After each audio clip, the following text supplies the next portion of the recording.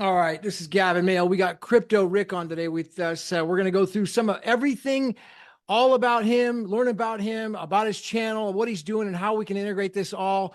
You guys probably know I've been doing a lot of videos on the Craig Wright Satoshi trial versus Copa, and so. But I'm sorry, yeah, Rick. Is that your first name, Rick? That's what I should call Yes. you. All right. Well, hmm Gavin Mail, it's nice to meet you, and I'm super glad to have you today. So, Thank you for having me, Gavin.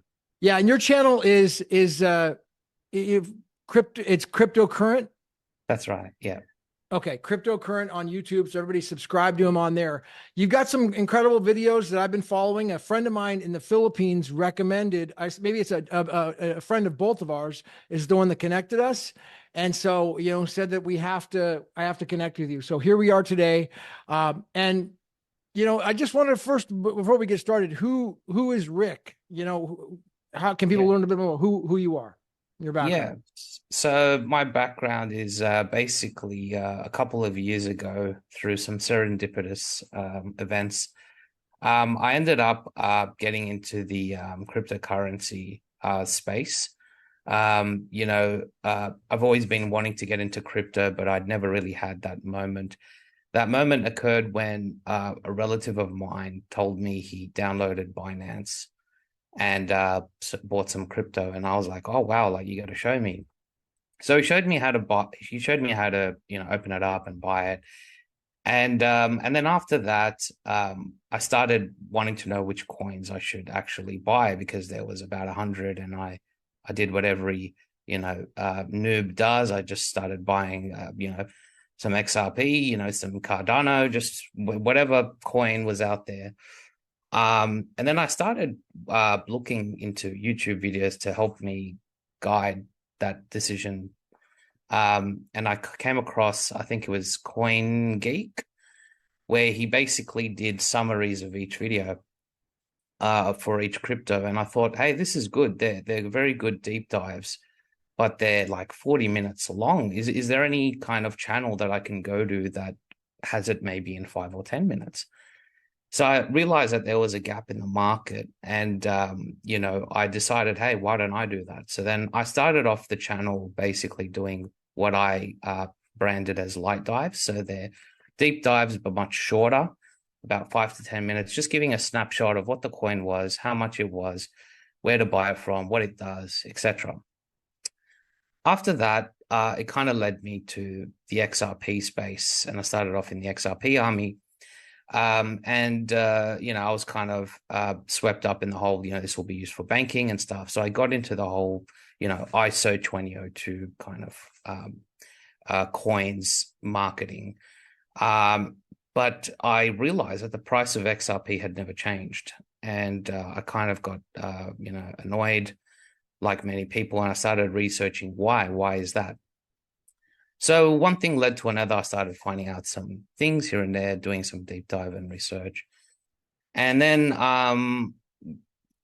through a serendipitous encounter on Twitter, Craig Wright at that time was speaking against XRP, and I kind of invited him to my channel. He agreed.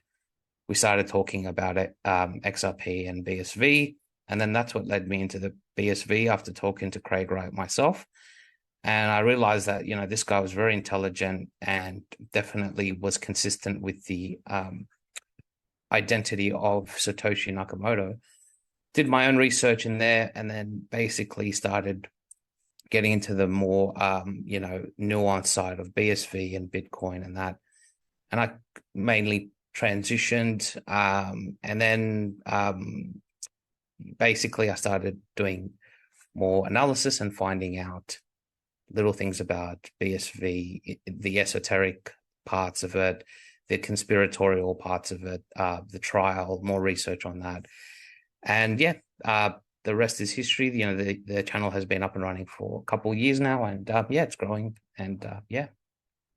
All right, so it sounds like the interview you did with Craig Wright, which was just about 1 year ago, almost exactly. It was last January. Was your first exposure to Bitcoin SV? Really, your very Yeah. early? So before that, I kind of knew there was some forks of Bitcoin, but I didn't really know much about BSV. I heard it once or twice, but never really took it seriously. It wasn't until I met Craig that because as you know, to be like an interviewer, you have to do some background reading as to who you're interviewing, what their coin is. So I actually had to sit down and do like a crash course on what BSV was prior to interviewing. So then when I did the research, I realized that, hey, this is actually scalable Bitcoin, sub penny transaction, aiming for millions TPS with Terranode, has all these patents, like thousands of patents. How did I miss this? So that's when the penny dropped for me that BSV was going to be a monster, basically. So it seems like you'd been doing all these other cryptos and doing videos on all the other popular cryptos for years, or for what, a couple years, and you somehow just completely missed Bitcoin SV. You said until That's right. literally. That's right. So yeah, I was at that time, my headspace was mainly in the banking coins. So Stellar Lumens, XRP, XDC. I was mainly doing the research around then. At the time, I always neglected Bitcoin because a part of me knew it was never going to be used because BTC's fees were outrageous. It was slow. I never really entertained that thought that uh, Bitcoin in any way, like BTC, was going to ever do anything. I knew it was just there for historical purposes. So I never really got into the BTC army because I knew intuitively that it was never going to be. But for some reason, I was not aware that there was a scalable Bitcoin like BSV, and I was not aware that they had that much patents. I was not aware that Craig Wright at the time was Satoshi Nakamoto. Like most people, you just hear the psyop about him being fake Toshi and stuff, and you never really go down that rabbit hole because there's no incentive to, because you just, unless you like what happened to me, had the chance encounter to actually meet him, the penny only drops when you're forced to encounter that All right, idea. so take us back into that before we go into other subjects. If you could take us back into that, what was it, about an hour long meeting? Was there any, with the meeting and what you guys discussed, and perhaps even what you guys discussed off the record? It looks like you guys talked about David Schwartz and XRP, and Craig Wright had his outbursts regarding this. So yeah, just please tell us about more about the interview and what you learned off the record, and if you can share it, or and on the record.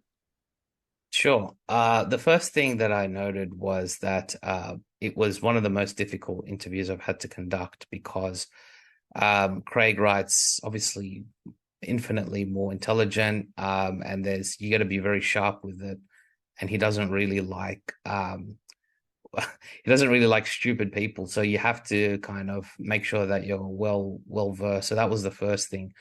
The second thing that many people don't know is that interview was actually shot 3 times because what happened was we did the first time we did the interview, it was actually accidentally not recorded.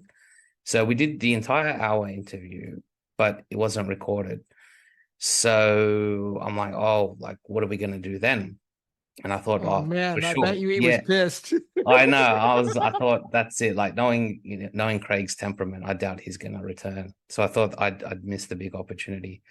He was pleasant enough to basically say, I'll come back again. He came back again the following week because he's a busy man, and then said, okay, let's do it this time. The second time there was an issue with the update, like the Zoom version. So then that got abandoned. Again, we recorded a couple, but then it was basically just malfunctioned. And I thought for sure, like, this is just my You're worst done. luck. Yeah, I was like, this is my worst luck. And his secretary said, no, don't worry. Craig has a lot of energy. He'll come back a third time. So he came back a third time. And then before we record, I said, are you sure it's recording? Can I just get a confirmation? Yes, it's recording. I can see the recording side. It's done. It's good. So the third time was the charm. And yeah, it was very eye-opening interview because that's when I guess the XRP banking stuff really just collapsed. It would collapse before then, but that was kind of like the final confirmation. In terms of little things here and there, Before uh, you go up, what do you mean yeah. XRP banking collapse? What is that? Well, at the time, there was this psyop that XRP was going to be the global reserve currency and all of that. And a lot of my viewers, a lot of people at the time, they really did think that that was going to be and there's a lot of people that still do think that, by the way. So what Okay, I'm well, saying, let's clear the air on that. yeah, So are you saying that that's now come out that that was a psyop? Because I mean, that's yes. still a rumor. I have friends that still believe that. And they tell me by XRP it's going to go to the moon, and I just don't entertain it. So please inform us. What do you know? Well, basically, the way that Ripple makes its money is basically through the sales of the token. And what they do is they pay partners who they call partnerships. They pay the partners to say, hey, we're using XRP, but they're not really not. Basically, what gave it away was the tech for me. You can't have a scalable type Visa solution at 1,500 TPS. No way. And Craig Wright noted that in the interview.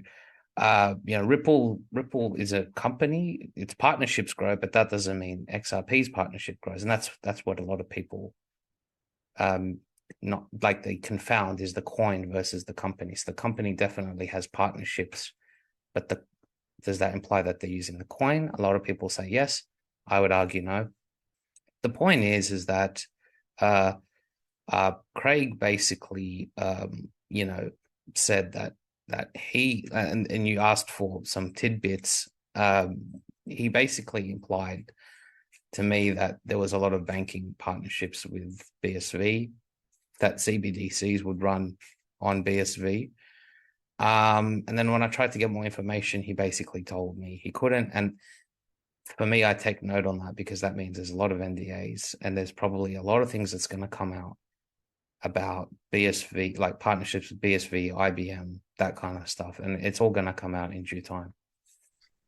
So it seems like you've closed the book now on the whole idea that XRP is the banking reserve or the CBDC, all that. That's That's 100% you've closed that. That's no longer even a maybe that's out. You've told your subscribers that's over.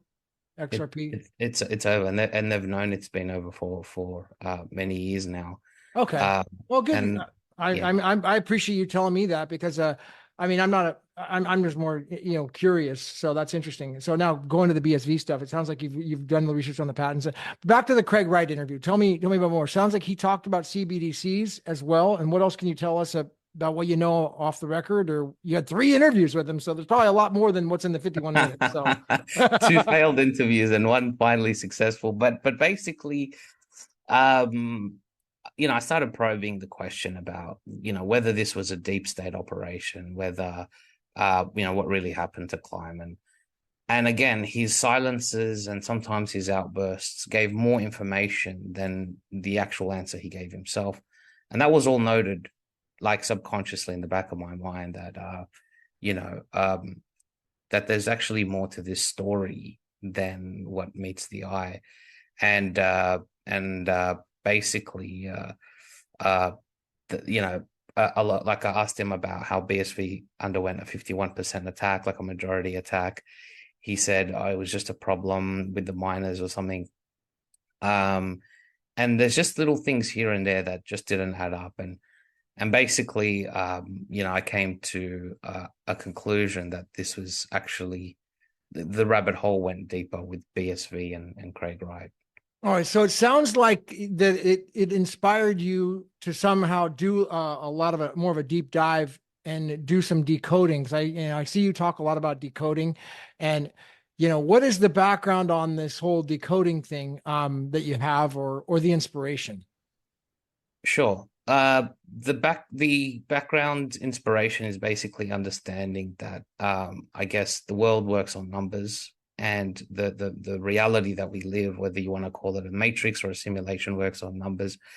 And so there's this thing called gematria, which a lot of people may know, which is, you put words, phrases into like a online kind of gematria calculator.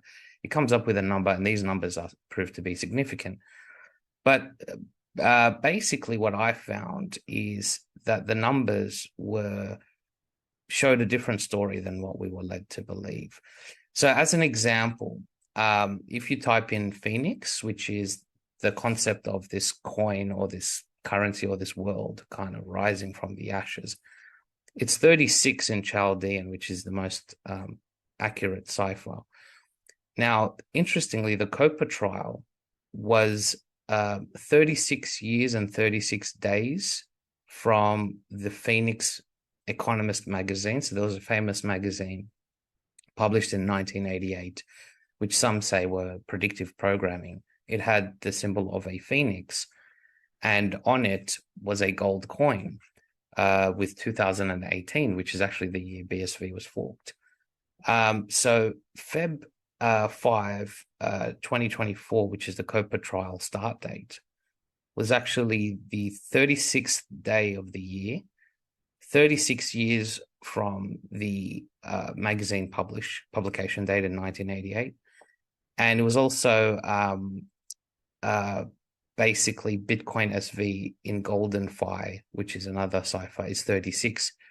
3 sixes are 666. So it's basically inferring that BSV is going to be the beast system. It's going to be the base layer where everything is basically publicly tracked. There's going to be a verifiable public ledger for everyone, and there's going to be there's going to be somewhat privacy, but it's every transaction's going to be logged.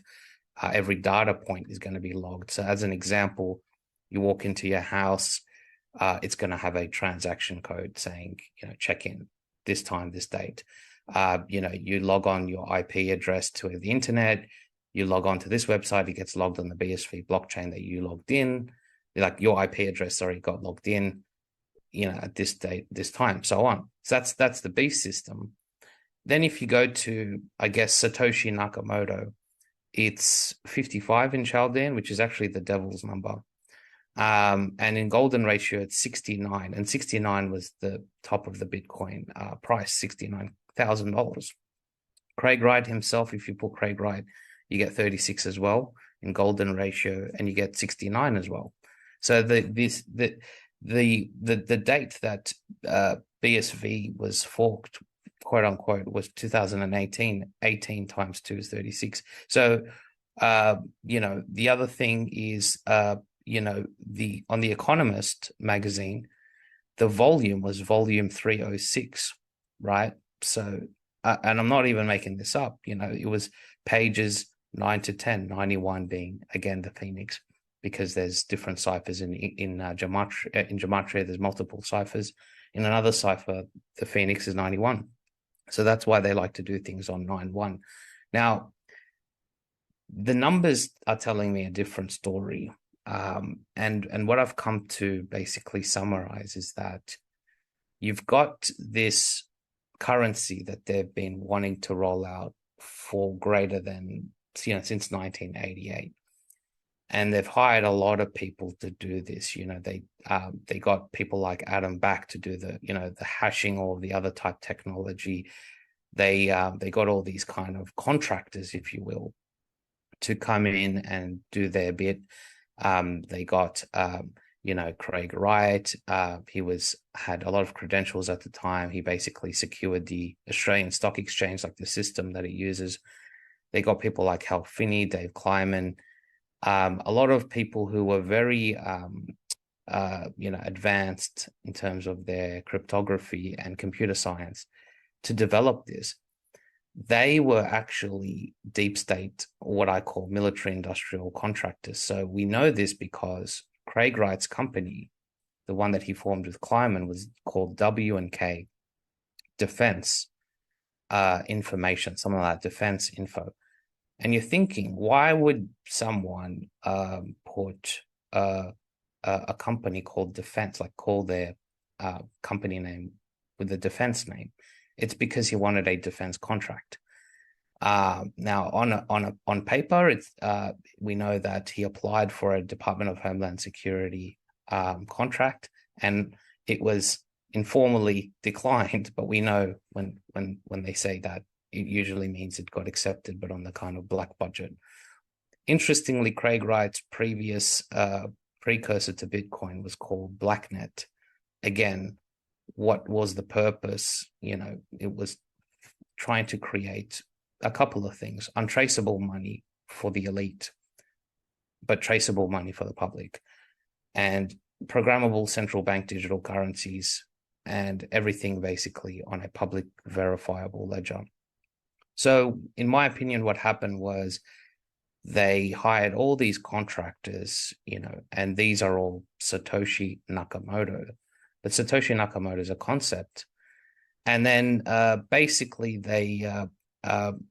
what they did was they created multiple Bitcoins. They created the first one, BTC, as a test, like a beta test coin, to basically iron out, what were the problems? How did the public uptake it?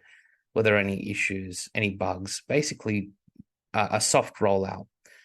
And then what they did was they then forked it to actually increase their earnings. So what they did is, when you forked BTC or you forked Bitcoin Cash, you basically got a 1-for-1. So you got an extra coin. So then that gave those coins value. So now they actually increase their value. But at the same time, they're doing this to distract people so that there's a lot of choices to choose from. And we know that these forks weren't done by individuals. People always say, oh, you got Roger Ver, oh, you got,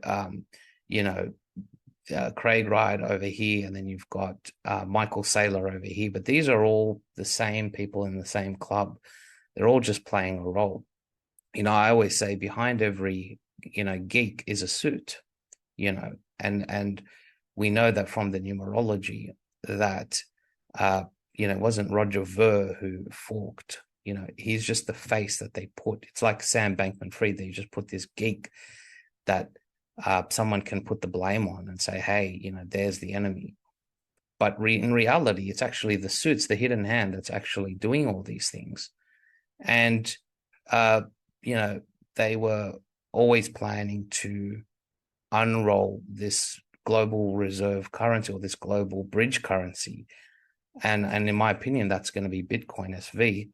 That's going to act as a base layer. And then all the blockchains will be built on top of it, so that you would always have a third verifiable ledger. So as an example, let's say I'm using Stellar Lumens, but I disagree with the transaction. I can then also correspond that with the BSV blockchain and say, no, there's a second witness to say that that actually went to here. And I think that's the plan. It's like, if you can imagine BSV as being a pizza, all the other blockchains are like the cheese on top. And then you've got these then private silos, which are like these pepperonis on top, but it's all going to be on the BSV base chain.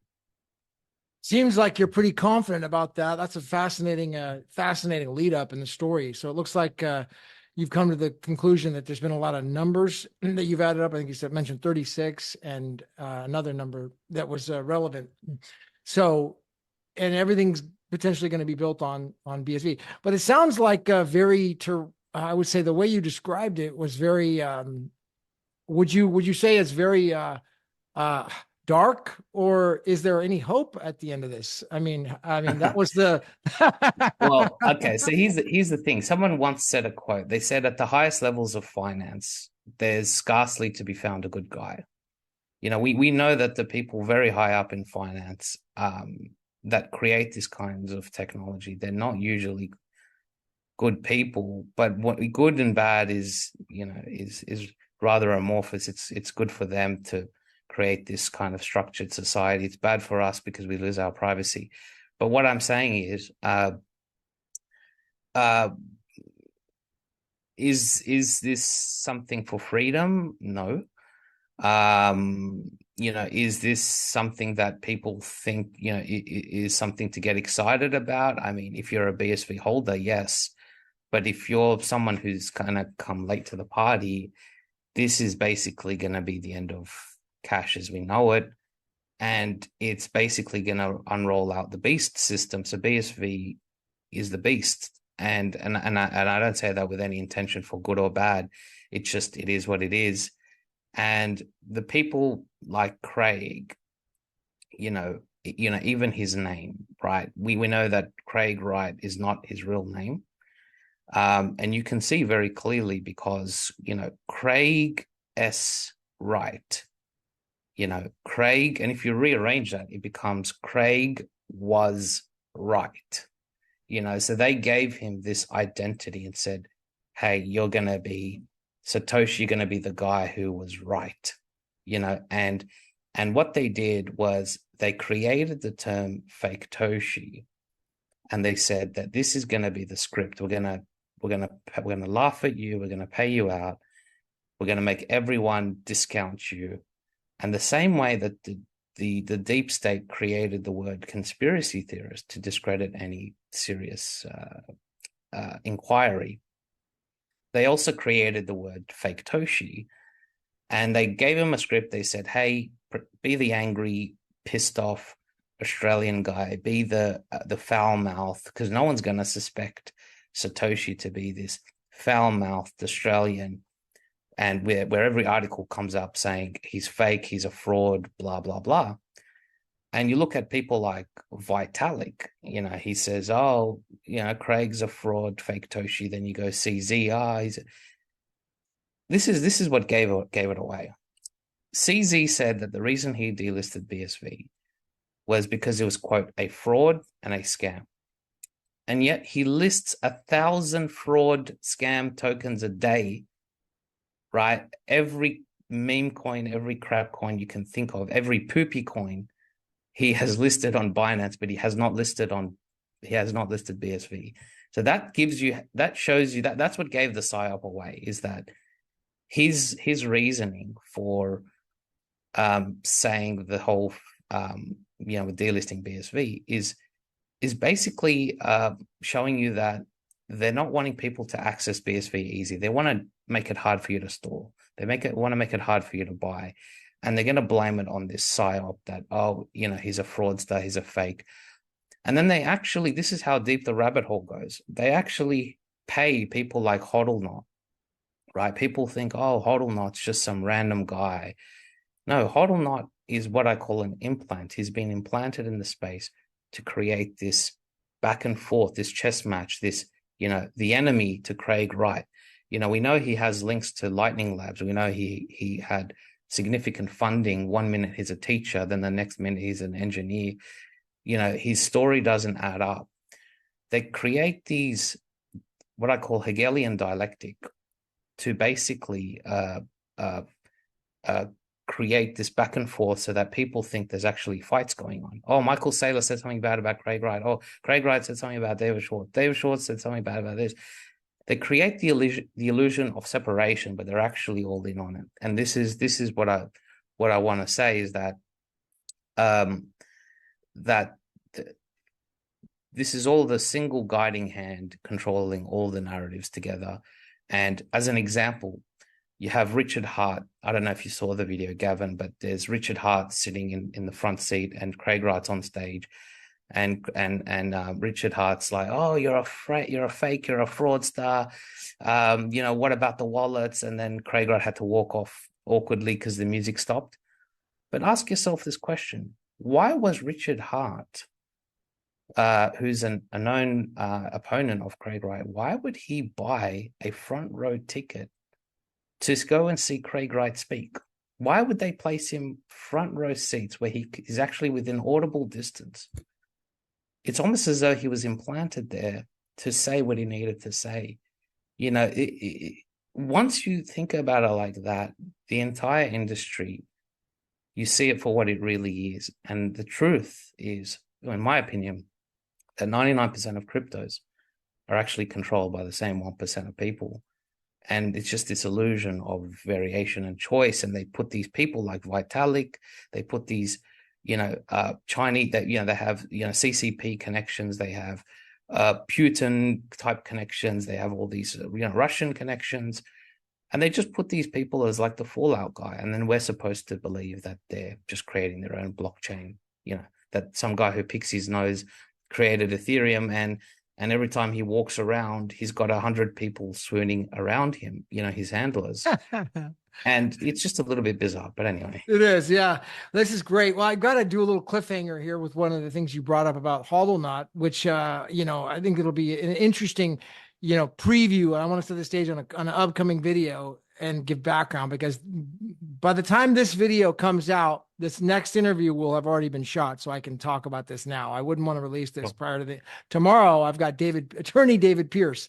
Attorney David Pierce is the attorney that is in the courtroom with Hoddlenot at the Copa trial. They sit together. All right. So whether he's actually Hoddlenot's attorney, I don't know, but he's an attorney in the UK, and he's sitting with Hoddlenot in the courtroom.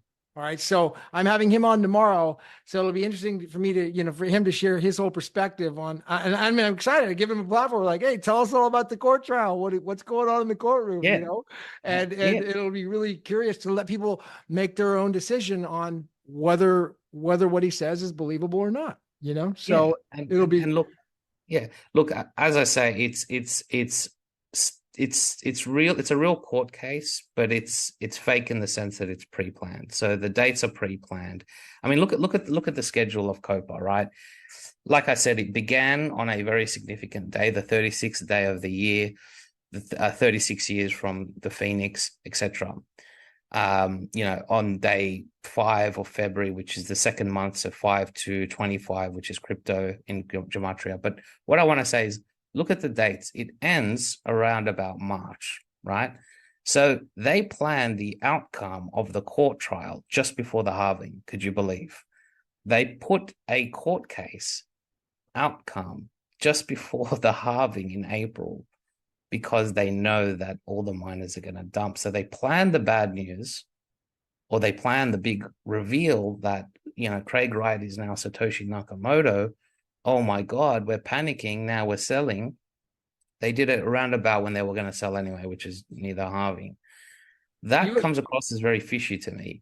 That's very. Yeah. Let me ask you. You made a bold claim that Craig W. Wright, or I'm sorry, Craig S. Wright was Wright, and that wasn't his real name. Please, do you have anything to back that up? That's a very, very interesting nuance, but what do you have to back that up or believe that? So I don't know if people watch a lot of, Born Identity or any of these kind of films, but usually the federal agents, if you're a federal contractor, you're normally given an identity, you're normally given a passport, and you're basically for protection purposes as well. Like, could you imagine, let's say you're a federal agent, you're dealing with all this gangs and mafias and all this kind of crime. Would you want to put your real name out there? You wouldn't, right? You wouldn't go and say, "Hey, I'm Gavin, and I'm here to expose the mafia." Right.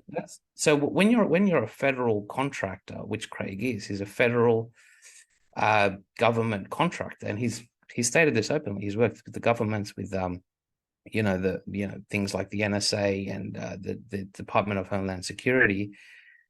You're given an identity, you're given a name, you're given a role to play. So it's not inconceivable that Craig Wright is what we call a DBA, a doing business as alias, right? So you're doing business as this name. It doesn't mean necessarily it's his fake name. It just means that that's his alias name. And it just a little bit, it's just hard to believe that the guy who creates Satoshi Nakamoto, when you put his name into the calculator, like I said, if you put Craig Wright into this gematria calculator, in the golden fire ratio, it's 36. So someone has planned this to give him this name, but also if you actually just look at it, if you just rearrange the W and the S, it's Craig was right. Now, think about it. It's like, this isn't a coincidence. Like, this is not something, a person's name who's like John Smith or something. This is someone who was doubted, who has said, you're wrong, you're fake, blah, blah, blah. And now suddenly Craig was right. He's right. You know what I'm saying? Yeah, it sounds like there's hope. So, I mean, it sounds like a very hopeful, nuance. I want to ask you as well about your video that you did, where you mentioned a guy called Pena on his prediction about BTC. And if you could talk a little bit about that, the BTC and BSV correlation with Pena and what you know on the background about that. Yeah. So Dan Pena went on record to basically say that, if you knew what I knew, that when the founder of Bitcoin returns, in my opinion, there's nothing humble about me. He goes, BTC is going to go to zero. And at that time, it was very shocking because Bitcoin was doing very well. People thought, this is going to keep going up and up and up to, $1 million, and so on. And and he basically gave us a breadcrumb. He basically said, when the true founder of Bitcoin is brought to light, so he's already hinting that Satoshi Nakamoto will return. He's saying when that identity is revealed and you're going to know who has the association, he says Bitcoin's going to go to zero. Now, a lot of people have said, no, that's referring to Vladimir Putin. Vladimir Putin has nothing to do with it. Some people are saying, oh, no, he's referring to Epstein. And yes, I could see that narrative developing that, actually, Epstein actually funded the BTC fork. And then as a result, it's been outlawed or something, and then BTC crashes. But I think he was actually veiling a reference to Craig Wright. And this is what people probably have not put the two and two together.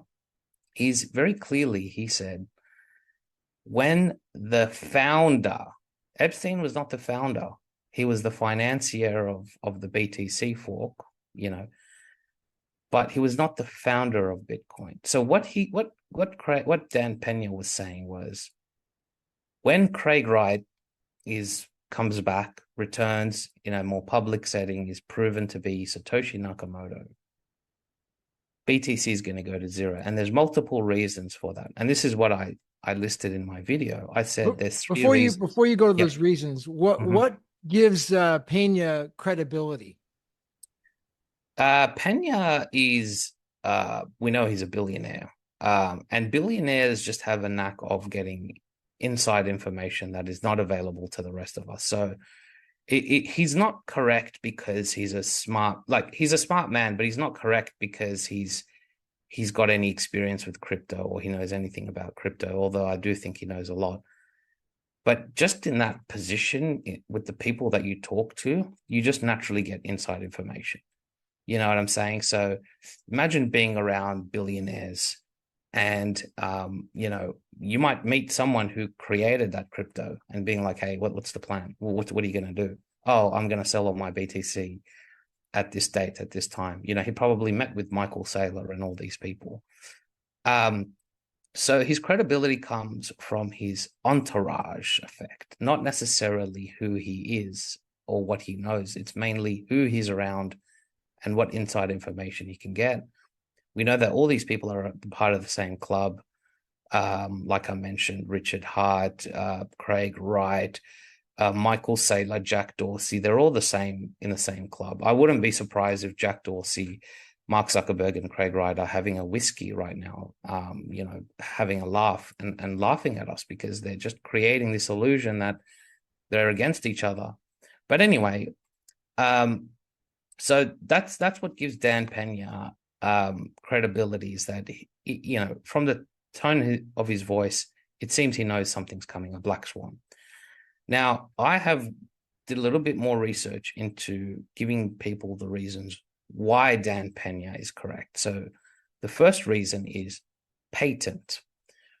If Craig Wright is proven to be the owner of the patent and the trademark of Bitcoin, it means that BTC can no longer operate under the trade name of Bitcoin. So that coin, call it whatever coin you want to call it, it cannot be called Bitcoin anymore. So that alone will cause a massive reduction in the price because people are going to want to buy the authentic Bitcoin, which will be deemed BSV. And later on, they're going to change the name to BIT, I think, BIT. But the second reason is the halving. So when the halving comes, the reward for mining Bitcoin or BTC is going to be reduced. So imagine I say, this year you're going to get 100,000, and in another 4 years you're going to get 50,000, and then in another 4 years you're going to get 25,000. your likelihood to do that job is going to reduce every 4 years because the incentive basically halves. So we're coming to a critical point in April where it's no longer feasible to keep mining and selling Bitcoin anymore. So that's why they put the COPA trial around about that date, because when the news comes out, they're going to blame it on the news, but it's really the halving and they're going to just dump it all and sell it all. So that's the second reason why Dan Pena is correct. The third reason is quite simple. When BSV goes live with Terranode, which for those people that don't know, it means BSV will be scalable to millions transactions per second. No one's going to want to buy this unscalable piece of crap token that doesn't scale, that has high gas fees, that is associated with Jeffrey Epstein, and also the narrative will say. And no one's going to want to touch it with a 7-foot pole. So they're going to all start to sell their BTC and convert it to BSV. So it's going to be a magnifying effect. It's not one thing alone. It's going to be multiple things where BSV will be deemed Bitcoin. BTC can no longer use the trademark. The scalable tech no longer scales. And from what I've already heard, there's already problems with security and security flaws, and that's going to probably, there's going to be some hacking or something, and that's going to be an excuse to basically get everyone over onto BSV. Now, the thing that adds to my theory that BSV is going to be the base layer for everything, data, information, money, commodities, everything, is you need something extremely scalable to do that job, to be the base layer. And Terranode is needed to scale millions TPS. And there's no other blockchain that I know of that could scale millions of transactions per second to basically be the base layer of the world. So if the technology didn't give it away and the conspiracy didn't give it away, then just basic math should have given it away that this is going to be the Phoenix Beast system.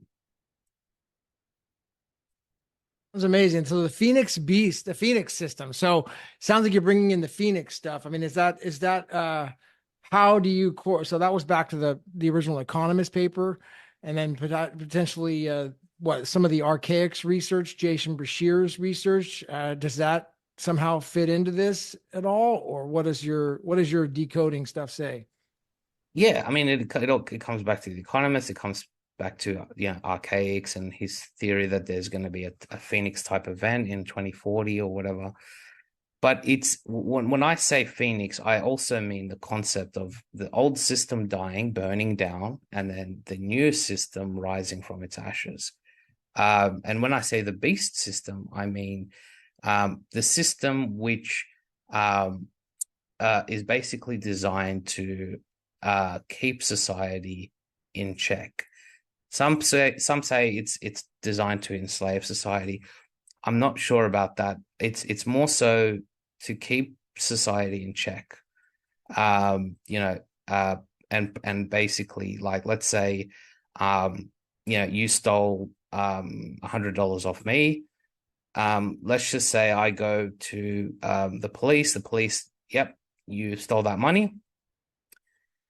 Now with the technology, you could actually program that money to then return to me, or mint me more coins, or change the transaction to say that actually now that I'm the owner again. And this is what Craig Wright was saying, was it's not going to be a system where it's like, freedom or whatever. It's one of accountability and recourse for action. So if a miner is produced a subpoena to say that you have to now change the transaction, to say that the money actually is owed to him, there's recourse for that, and you need that for a stable banking system. So a lot of people just want this crazy chaotic society where we're all doing peer-to-peer transactions, and that's fine, but it's all fun and games until you get robbed, and then you need to go to a central authority to get your money back, and then you're kind of wishing and praying that, there is tracking. No one wants tracking. Like, no one wants to be tracked for a cup of coffee they bought. But if you got robbed, you would want to know who took your money so that the authorities could track that person. So when I say the beast system, I say it in the sense of full accountability, full transparency, at least on paper. Of course, the elites probably have private stuff built out for them, Monero or whatever. But for us, the common person, this is the system that we're going to use to, move into this new world. Sounds like you're pretty certain about that, being that this is the system going forward, and there's no doubt in your voice at all, and all the research that you've done. There's just absolutely no question about it. For It me, seems anyway, like there's zero doubt, because the technology adds up, the patents line up, the numerology lines up, the legislation lines up. So people ask, okay, so what's the point of this COPA trial? It's basically, if I was a banker, I'm not going to deploy trillions of dollars until I know that the legality is there, right? So I'm going to want some ink on paper to say that, hey, it's now safe for me to deploy my trillions. So to get that ink, to get thing on paper to say that, it's all good, I'm going to need to go through a court case to establish that precedent. So if you look at the COPA trial as rather than this versus that, this versus that, this versus that, him versus her, it's actually a Hegelian dialectic to establish the proper legislative framework so that Bitcoin could become legal. But before you need to know if Bitcoin can become legal, you got to ask the questions, who owns the patents to it? What's the conditions for using the patents? Who's behind it? All these questions need to be fleshed out in a legislative environment. We're not seeing that with BTC. We're not seeing that with other coins. We know that, for instance, XRP, was kind of a fraction of that, but it's the COPA trial is just to allow the suits to advance the legislation so that when the legislation is finally advanced, they can then roll out Bitcoin as the global bridge currency, if you want to call it. And so that's the purpose of the COPA trial. It's not to say Zuckerberg against Craig Wright. It's not to say Dorsey against Craig Wright. It's not to say Craig Wright is the hero and Dorsey is the enemy. It's none of that. They're all actually working together. And this is what I believe in my mind. Judge Malloy is in on it. All of these characters are in on it. All the judges are pre-selected. We know, as an example, the person who presided in the Ripple case, which was Judge, I think it was Netburn and Torres, they were actually the same judges presiding in the Epstein case as well. So they are not just random type people. They are selected for a purpose to do. So the reason I'm not following, I follow the COPA trial, but I already know the outcome. The ultimate outcome is that Craig Wright will win. But here's the thing. They could do it in a couple of ways. They could have him lose, and then Craig Wright appeals and then wins the appeal. And they could have him lose, and then he moves the coins from his Satoshi wallet, and then he ends up winning ultimately. Or he just wins outright, or it goes to settlement and he wins either way. The long story short is he will win. The question is, how will he win? How will he get there? Is it through a loss and then an appeal? The ultimate question to ask is, how do you exhaust the legal system so that no one in the future can then question it? So the last thing you want to do is come up with an outcome, and then some schmuck 10 years down the track brings up new evidence and then tries to resurrect the case on an appeal. So like I said before, the banks want their ink. They want to start deploying their trillions, but they need that in paper, in law. So what you want to do, if you're the person creating this society and this new system, you will want to exhaust every legal option through appeals or through other possible, so that in the future it's untouchable. That case is done. We went through all the evidence, we went through all the appeals, we exhausted everything, we went through different levels of court. It's done. So that way, the banks have peace of mind that they can now deploy their trillions of dollars without needing to worry about some guy challenging it.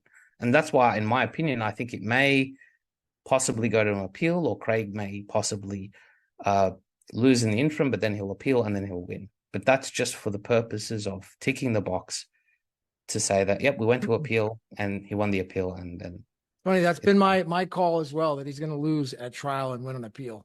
That's just been my call that we have been evaluating the case right now. And I've been calling every day. It's like right now I'm seeing it at 3-3 on the daily trials. And I've been really doing my best to try to be as a neutral evaluation without all the other influence, just from what I'm seeing. So I did want to ask you, so okay, what's,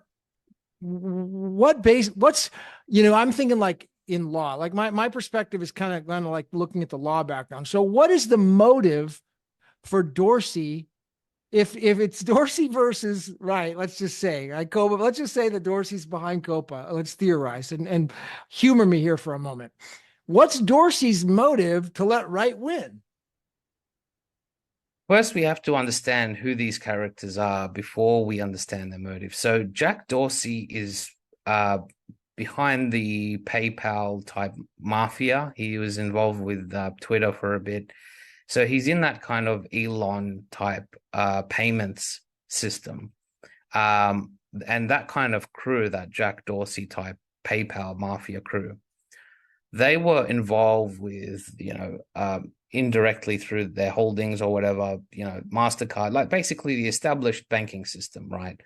So Jack Dorsey has everything to do with this because he is, at least on paper, involved with payments and finance. So he represents the old world in finance. And then it seems like it's seems like it's completely opposite. I mean, on the surface, I'm seeing he would not want anything to do with Wright, because it seems like it's the other side. So, but you're saying that he wants Wright to win. I'm just it's not that he wants Wright to win. It's just that it's in none of their control. Like, they're just the puppets. They're just the faces, and they're just told what to do. It's like being a Hollywood star. It's like being Justin Bieber. From the appearance, he looks powerful. He looks, in control. He looks like he's got it all. But then you've got people saying to him, "Hey, Justin, you've got a photo shoot in 2 hours. You got to be here and here, and you got to do this and this." And they may hate that because they're getting told what to do. It's the same thing with Jack Dorsey and Craig Wright. On the appearance, they look like they're behind everything. They're controlling everything. But they're just being told what to do, how to play the script, what to say, what not to say. We know that Jack Dorsey, as an example, was in the recent Super Bowl and he was wearing a Satoshi shirt. Now, do you really think that Jack Dorsey would want to wear a Satoshi shirt in public, for nothing? Like, he was basically, it's all just like, on the biggest stage in the world. He's on the biggest stage in the world. While this case is going on, exactly. What's going on with that? That's why I'm saying it's a real case, but it's a fake case. It's just to advance the legislation so that Bitcoin SV can now be deemed a legal commodity. And it's not a battle between Jack Dorsey and Craig Wright, because these people are in the same billionaire club. They're being paid the same way regardless. They're probably involved indirectly. I can guarantee you, from my opinion, that Jack Dorsey is a massive BSV whale. I can guarantee you Mark Zuckerberg is a massive BSV whale. I can guarantee you all these people like CZ, Vitalik, Richard Hart, anyone who criticizes Craig on paper, they are massive BSV whales, but they're not going to tell you that because it's a psyop.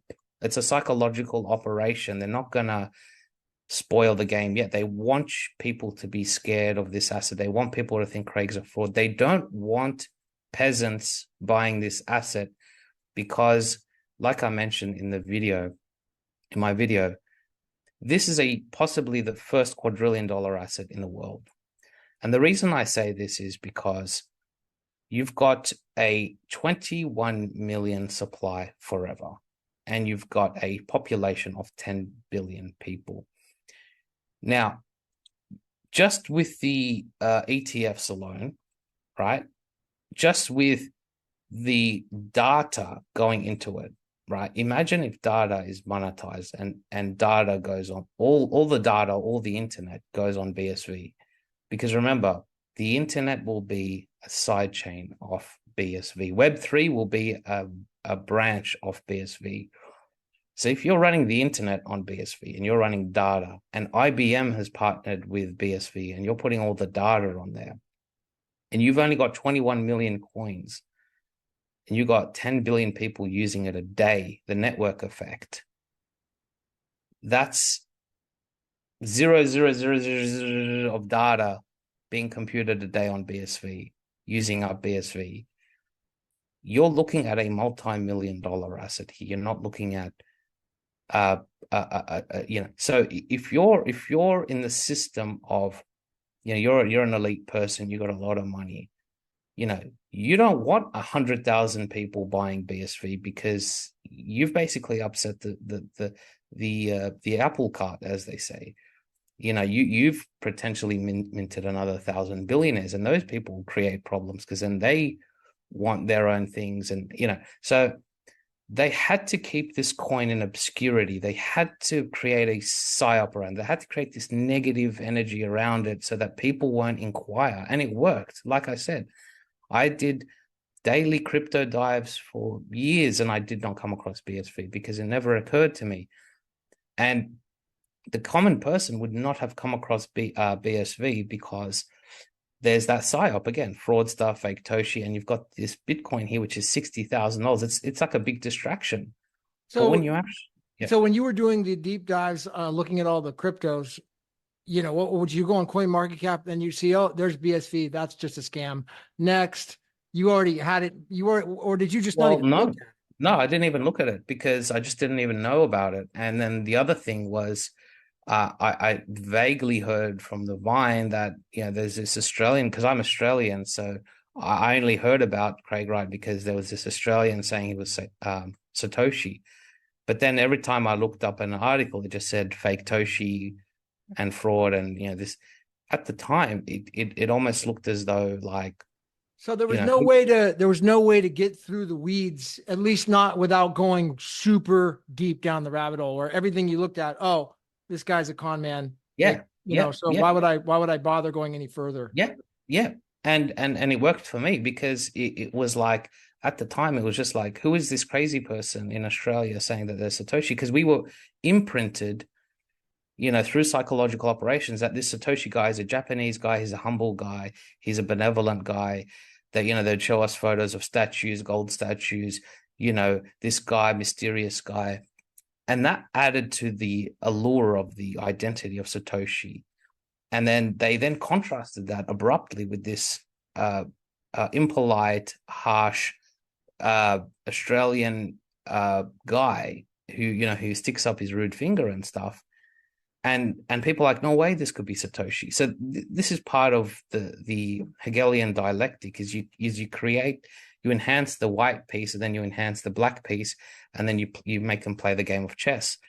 And it wasn't until I actually met Craig Wright that I put the psyop aside and said, hang on, let me start from scratch. Let me start from no presuppositions, without no fake Toshi, without no fraud labeling, and let's just objectively see what his evidence was. And then when I did that, I was shocked because everything pointed to the fact that he was Satoshi, but also part of the Satoshi team. Remember, Satoshi is not one individual. It's a group of probably 10 to 20 individuals, contractors for the military industrial complex, CIA, NSA, and they're given this Satoshi title. But Craig Wright is definitely at the head of it. Well, it's definitely interesting. It sounds like what's beautiful. What I like about what you just said here is that you went into the interview very open minded, and it's almost like kind of like virgin to the entire concept by meeting Craig Wright. It wasn't like you'd like, oh, the fork, and you were jaded.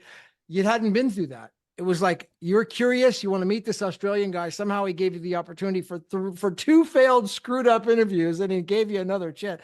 That's pretty telling. I got to say, that's pretty amazing about his character to even do that. I'm really surprised a guy that busy would I know, give you and another chance.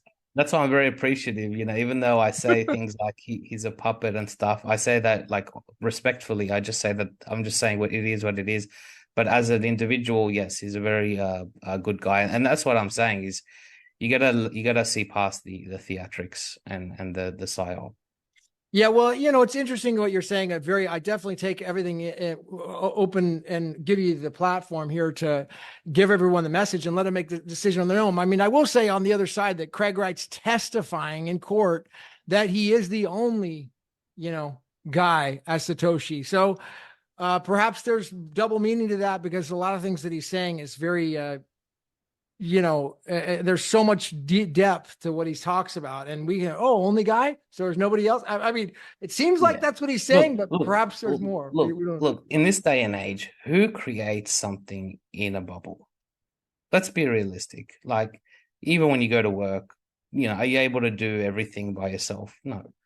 Something of this logistical scale needs a team. You need someone to do this, you need a team to do that.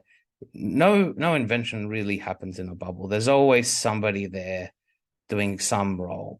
So this is why I'm saying is like I'm sure there was about 10 to 20 what I'd call minor people that helped debug. Like when I helped Finney debug the BSV protocol, we know David Kleiman wrote the BSV white paper.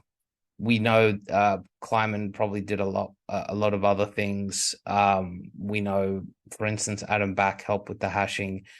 David Chom probably helped in some way because he's known as the father of cryptography.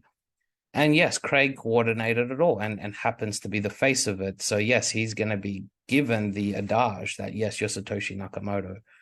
And of course, he'll claim that he's the sole Satoshi Nakamoto. But truth and reality are two different things.